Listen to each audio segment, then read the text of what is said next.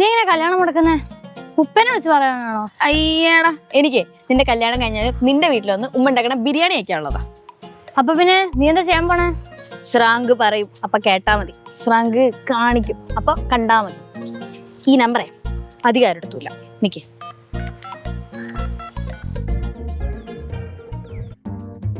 Hello, ആരാ?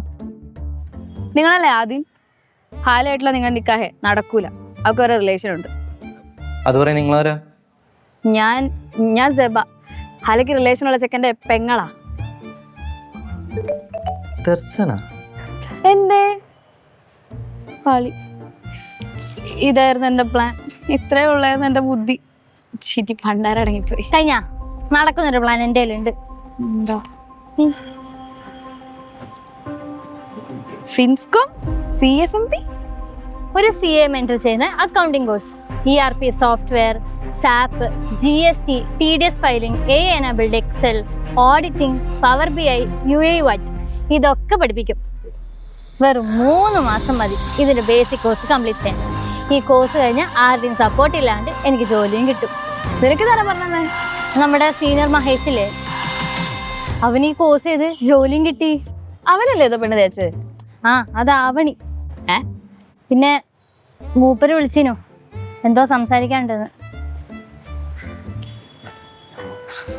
അന്ന് ഞാൻ കുറച്ച് ഓവർ ചെയ്യുന്നു. എൻ്റെ ഒരു കസിൻ ഉണ്ട്, ഓൻ പെൺകുട്ടികളെ സൈക്കോളജി എല്ലാത്തിനും നോ പറയണമെന്നൊക്കെ പറഞ്ഞ് അതാ ഞാനന്ന്. ആരീ ദർശന? അത് എൻ്റെ ഒരു ഫ്രണ്ടാ. ഓള് ഈ കല്യാണം മുടക്കാൻ ഹാലേന് കഷ്ടപ്പെടണ്ട. കമ്പനി എന്നെ ബ്ലാക്ക് ലിസ്റ്റിലാക്കി. മിക്കവാറും അടുത്ത മാസം എൻ്റെ ജോലി പോകും. MCOM കഴിഞ്ഞ് നേരെ ജോലിക്ക് കയറിയത് ഞാൻ. ഒരു അക്കൗണ്ടന്റിന് വേണ്ട ഒരു സ്കില്ലും എനിക്കില്ല. പഠിച്ച അവിടെ ഒന്നും പഠിപ്പിച്ചിട്ടുമില്ല. ഒപ്പം വർക്ക് ചെയ്യുന്നവരെ കളിയാക്കലും സാലറി ഹൈക്കും ഇല്ല. മടുത്തു. ഞാൻ പോട്ടെ. പിന്നെ ഹാലി എനിക്ക് ഇഷ്ടമായിരുന്നു.